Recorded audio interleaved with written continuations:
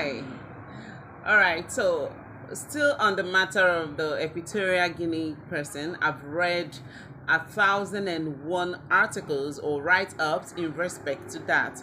But it baffles me that a lot of persons are yet to pick the lessons or to even make a very good lesson out of the Nakathon.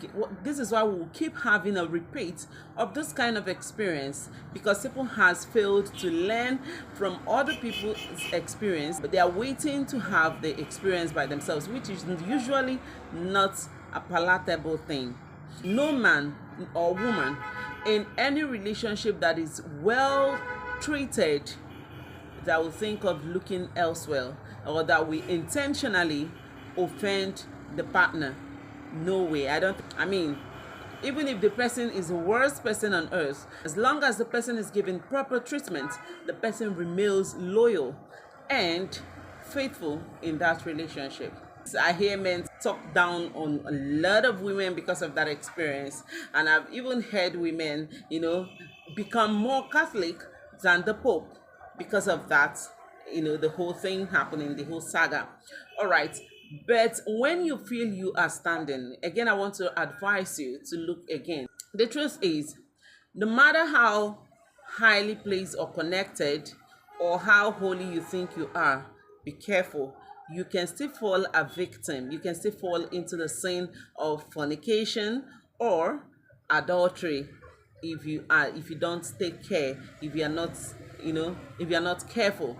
You can do it willfully or by coercion. So in any of the ways, you can still fall victim. You can still become a victim, or you can still fall into that temptation. So be careful. Let me quickly remind our men that as much as you enjoy sex, a woman enjoys sex the same way. Partners enjoys the activity very well when they do it together and do it well and at the right time. As a woman, after a little research that I've done so far, I have discovered that women tend to be more faithful in a relationship than the men.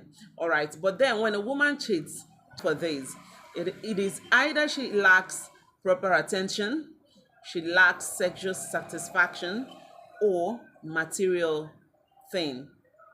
Material things will always come last in my list. When a woman cheats because of lack of material possession, she doesn't go into that relationship with her emotions. She doesn't attach emotions to it. She just go for it and then gets the money and she comes back. So it's easier for her to come home. But when a woman cheats because of lack of proper attention or care, or lack of sexual satisfaction, it is usually difficult for her to turn back. It is usually difficult for her, she endangers her family. So these are the things our men ought to look out for, not just to write and talk down on women.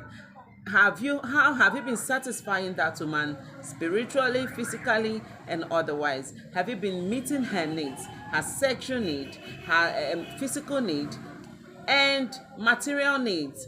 At least some men don't even know what it means to give a woman an orgasm. They don't even know. They just get on top of the woman, and within seconds they are down, and then they feel that they are done for the day, or they have done their best. Communicate with your partner. Know when the person wants it. Both parties must take their sexual life seriously to avoid a repeat of the Nakathon by the Equatorial Guinea man. The two parties involved in every relationship, be it marriage, must be very careful. In fact, the two parties must play their role perfectly well, especially when it has to do with satisfying their sexual urges. It's natural for a man or a woman who gets sexual satisfaction from any partner to turn to look elsewhere. It's very difficult. It's very difficult for a man or a woman who is sexually satisfied to look elsewhere. Likewise, when that person doesn't get that required satisfaction from his or her partner, the person tends to look elsewhere for it.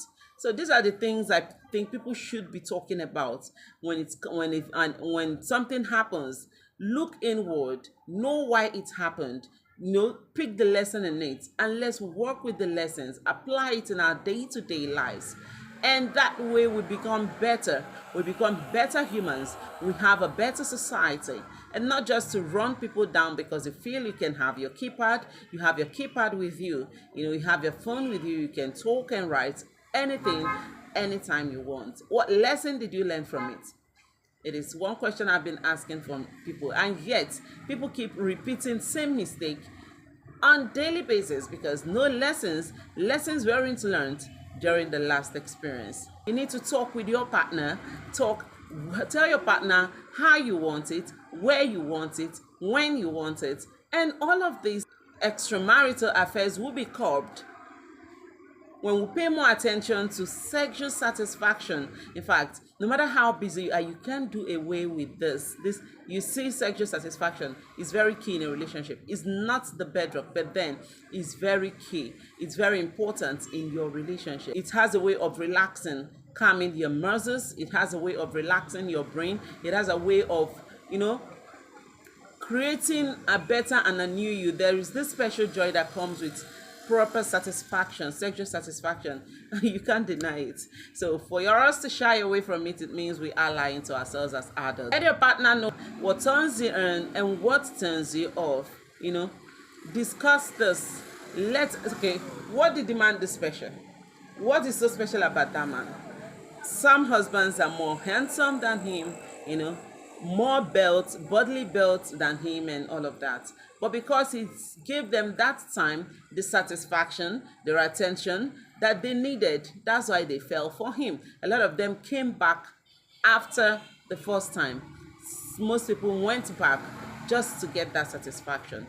Work on your sexual life today as partners is very key. It's very important. It has a way of bonding the two together. It has a way of keeping you together. It has a way of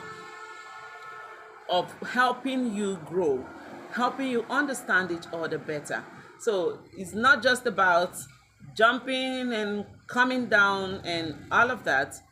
Do all that it takes to satisfy your partner sexually. And that way you are keeping your relationship intact. Don't shy away from this truth. That is the truth, and I won't deceive you. Have a great time.